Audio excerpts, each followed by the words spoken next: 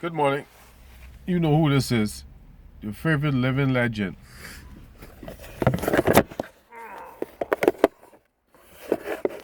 Alright. Thank you for joining me in the Fassst Lane, people.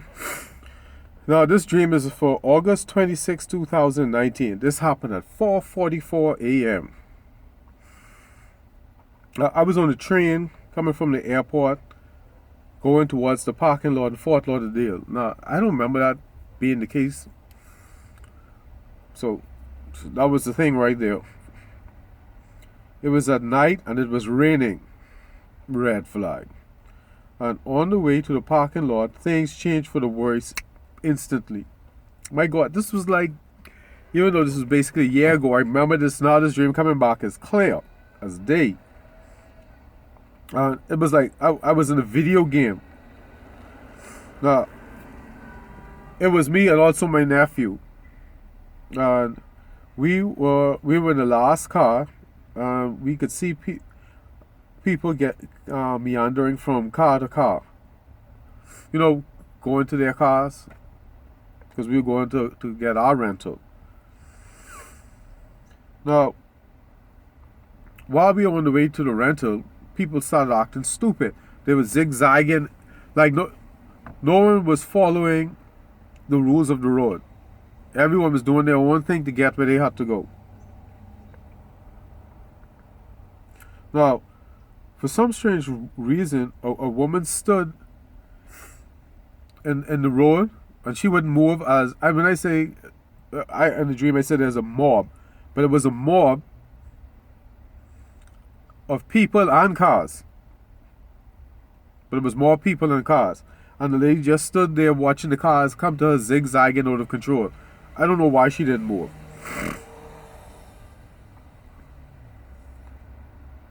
Now, as the mob caught up with the cars, they start, attacking the cars, then smashing the windows.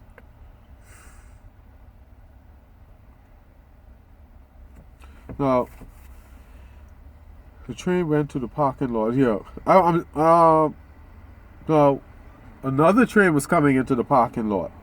And somehow I gotten a piece of a solid metal pipe to put in the door handle to lock it. Oh, I'm still on the train. We still on the train. We were going from the airport in the train to the train station. Oh, yeah, we are above the parking lot looking down. All right.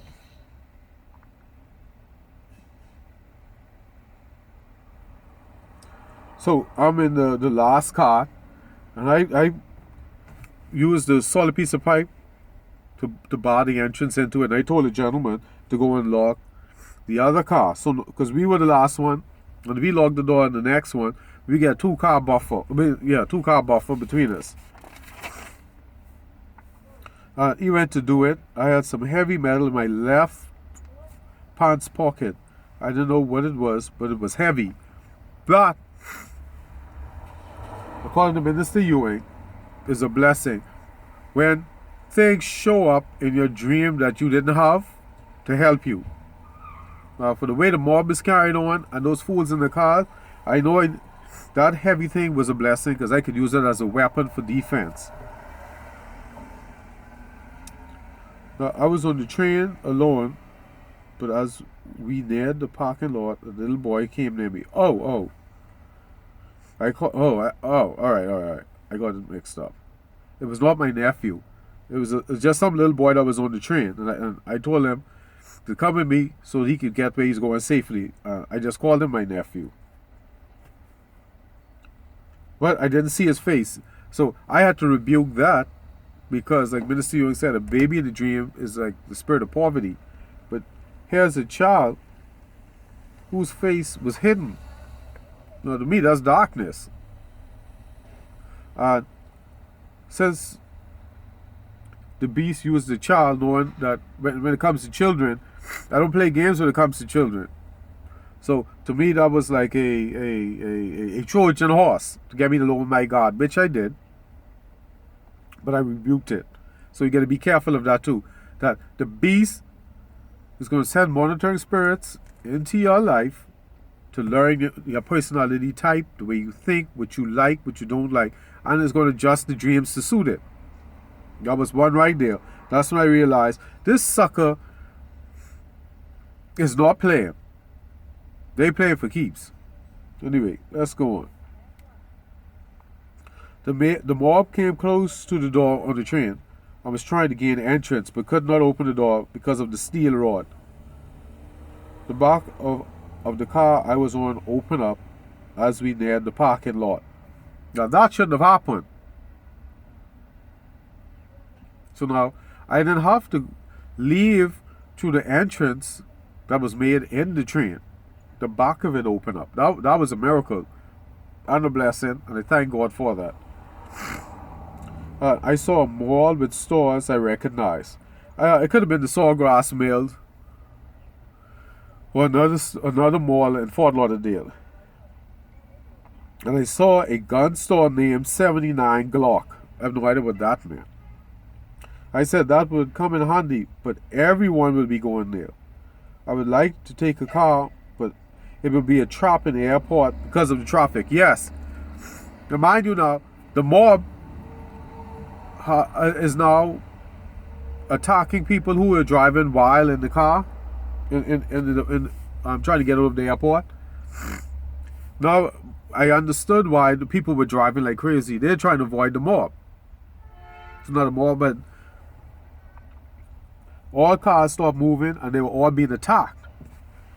Excuse me. Oh, where my tissue is. I just had a piece of tissue. Anyway, sorry about that. So I realized taking the car was not going to be smart. I have to go on foot.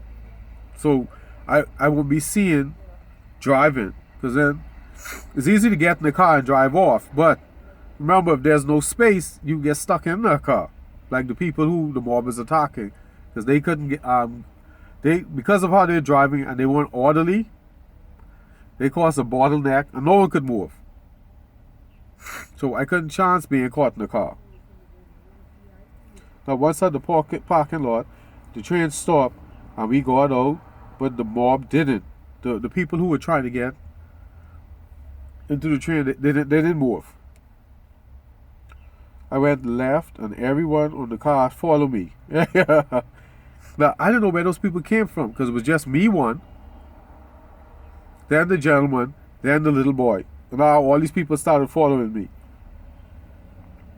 We were attacked, but everyone had weapons and we fought our way through, which is a good sign.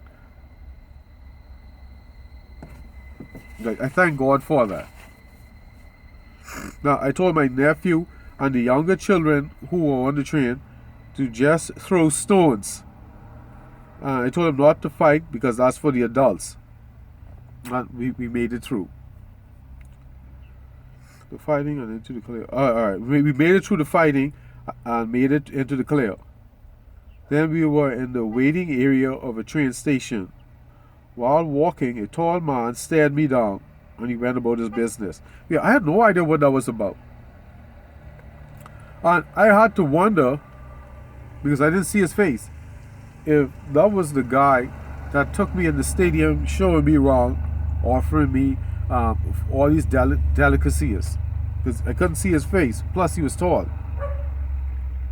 Now another man came from the opposite direction, but from behind me, and was staring at my left pant pocket.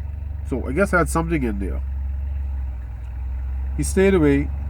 Then there was a black iron for clothes on the floor. Yeah, an iron, like what you iron clothes with, like a Black & Decker. I took it up and gave it to an old lady standing behind me. I'm just reading this again, and I just realized how serious this dream is. Look at that. All of a sudden, I've got a weapon. And me being me, I look up for the defenseless and gave it to the elderly lady, because I felt I could defend myself, and she is defenseless. Then another one showed up on the floor. I took it up and began swinging it. because the guy staring in my pocket would not go away. I was tempted to see what was in my pocket when he lunged at me. I swung the iron and he jumped back. He tried again and I hit him in the head and he went down. I didn't even realize now I'm beating the beast. And I love how, even though I gave my weapon away that mysteriously appeared, or should I say miraculously appeared, I got another one. Thank you, Lord.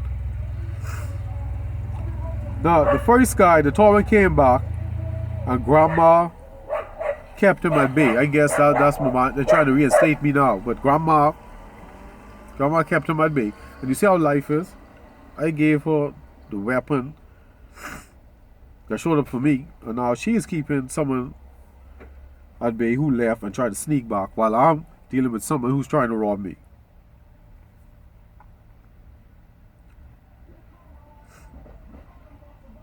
The guy that was fighting with me while he was on the floor, he took out a knife and he went for my left leg.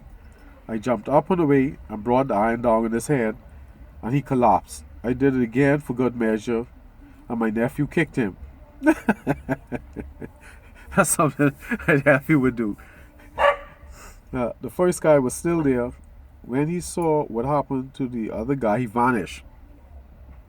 Thank God for small blessings.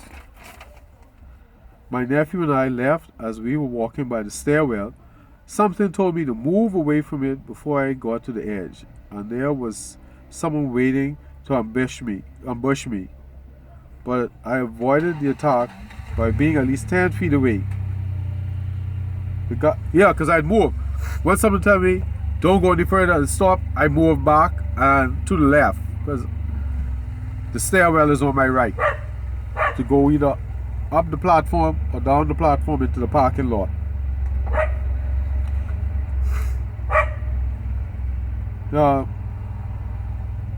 He couldn't attack me because I was too far away.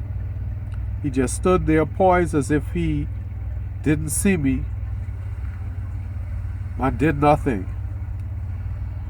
But anyway, I went around the stairwell, a wide berth around the stairwell, and went into the parking lot, and the dream came to an end there.